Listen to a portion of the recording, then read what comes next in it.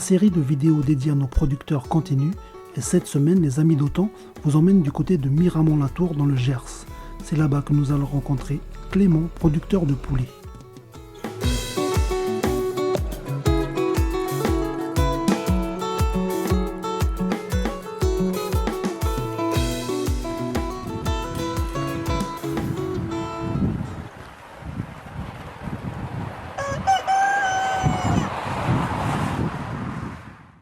Donc bonjour, je m'appelle Clément, je suis agriculteur à Miramont-la-Tour, donc dans le Gers. Je produis des poulets, des pintardes, des volailles festives. J'ai également des vaches et on a également une petite surface agriculture sur 30 hectares qu'on produit en agriculture biologique. Après, sur les cultures, on produit aussi notre alimentation pour les volailles.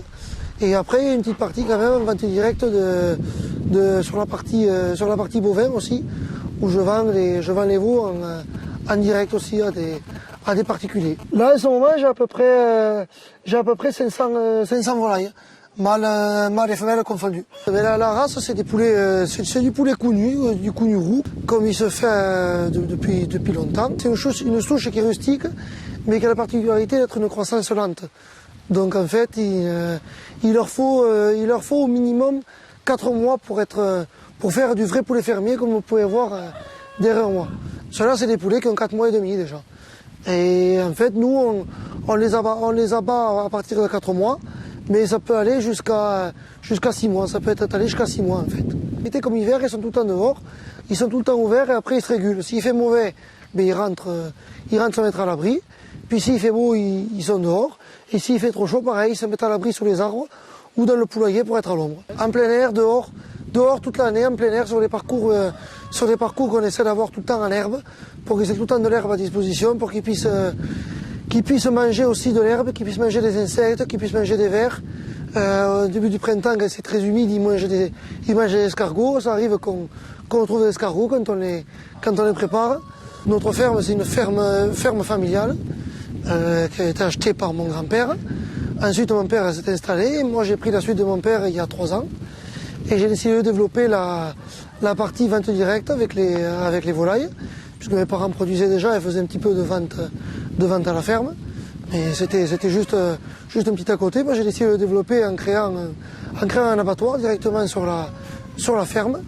Et en développant tout ce qui est vente sur les marchés, vente aux bouchers et vente aux épiceries de proximité. C'est un choix parce que j'aime le contact avec les clients. Puis c'est aussi un choix économique puisque aujourd'hui c'est la vente directe qui me permet de vivre quoi, et de faire vivre mon exploitation.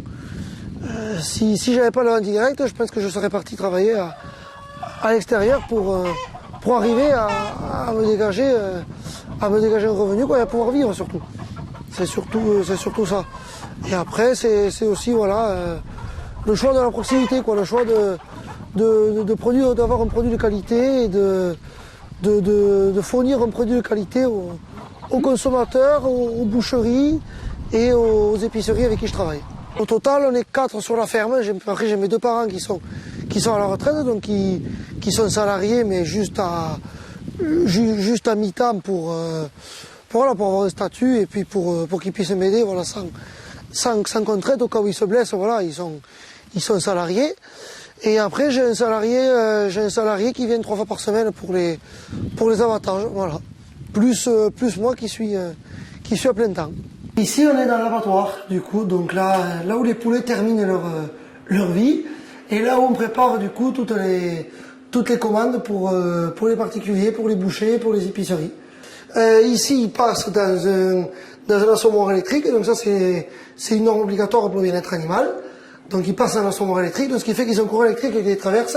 Nous on ne le sent pas, mais eux voilà, ça les assomme. Donc ils sont assommés, ils sentent rien quand ils sont abattus quoi.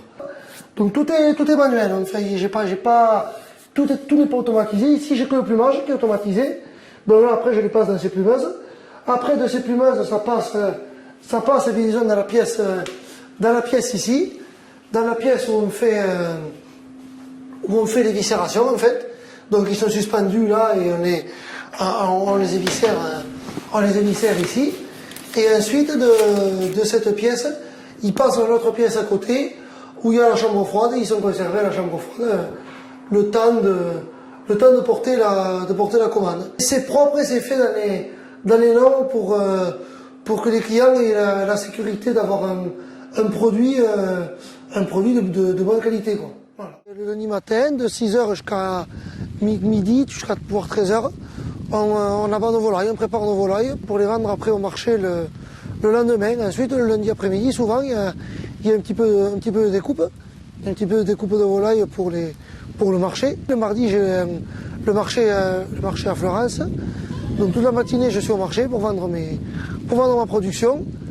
Et ensuite, l'après-midi, quand je rentre, il y a souvent des livraisons, des préparations de livraison à faire, de l'emballage, toujours un peu de découpe, des clients qui viennent chercher à la ferme aussi. Donc voilà, et après le mercredi, on repart pour un nouvel abattage, pour le marché du jeudi et pour les bouchers, et ainsi de suite jusqu'au vendredi. Et j'ai les marchés jusqu'au samedi. Et après j'ai le dimanche en jour de repos. Voilà. Actuellement, c'est la principale difficulté, c'est le manque de clients. On vit une période un petit peu compliquée, à la fois joyeuse parce qu'il y a une certaine liberté qui est retrouvée, mais à la fois compliquée parce que nous, producteurs, on ressent que les gens ils nous ont un peu oubliés, quoi. Depuis que les restaurants ont rouvert, ils boudent un petit peu les produits. Alors bon, j'ai 2 restaurants qui m'ont sollicité, mais après voilà, tous les restaurants ne peuvent pas travailler avec du produit fermier, 100% fermier, parce que ça représente aussi un certain budget. Mais voilà, faut pas que les gens oublient que les producteurs, ils existent, quoi. Et que pendant le premier confinement, les producteurs, ils les ont pas oubliés. Qu'on a été présents sur les marchés qui sont restés ouverts, parce que les marchés ont été fermés, et qu'on est resté présents, qu'on les a livrés à domicile. Voilà, ils ont été fournis, faut pas qu'ils nous oublient, quoi. Voilà. Au-delà de ça, moi, c'est ce que je voulais en faisant le vent direct, c'était avoir ce contact avec les clients, pouvoir parler du métier, pouvoir leur expliquer comment on produit, comment on élève. Et les clients, voilà, ils sont quand même demandeurs d'informations, ils veulent savoir ce qu'ils mangent.